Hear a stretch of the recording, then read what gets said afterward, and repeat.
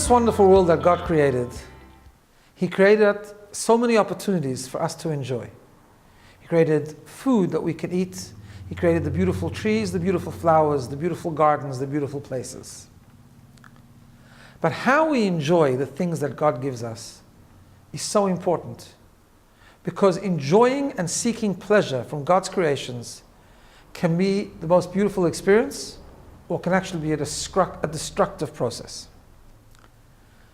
This we can derive from an insight coming from this week's Torah portion, and with an introduction to understand that sometimes we learn lessons from juxtapositions. We learn lessons from two concepts in the Torah that are seemingly unrelated, that somehow come together or are put together, and we learn a lesson from the fact that one comes after the other. So in this week's Torah portion, we learn about a mitzvah of ma'akeh, to build a fence around your roof. The Torah says if you have a flat roof and it could be dangerous, create a fence around the roof so no one will fall.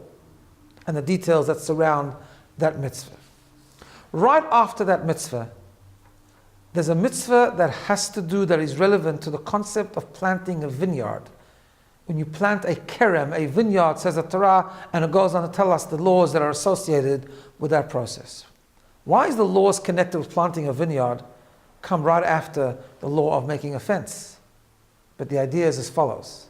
The vineyard represents wine, represents the things that we can enjoy in God's world, not just the things that are necessary as a bare minimum, but wine representing fruit trees, representing alcohol, representing the things that God gave us, which we can say l'chaim with, we can enjoy, and we can bring people together with.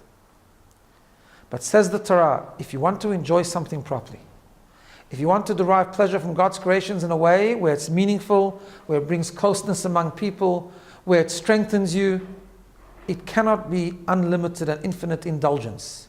Because overindulgence, even in the things that God created, can be very destructive. Can just turn us into a self-centered, pleasure-seeking individual. And in fact, cause us to be more egocentric than being able to share the delicacies or the enjoyment with others and bringing people together.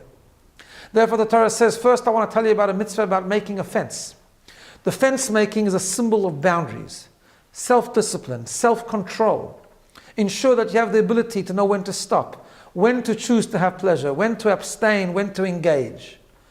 If you've built in within your own house the ma'akeh, the fence, now you are ready to derive pleasure from God's creations. If you built the ma'akeh, if you built the fence, you can have the kerem, you can have the vineyard.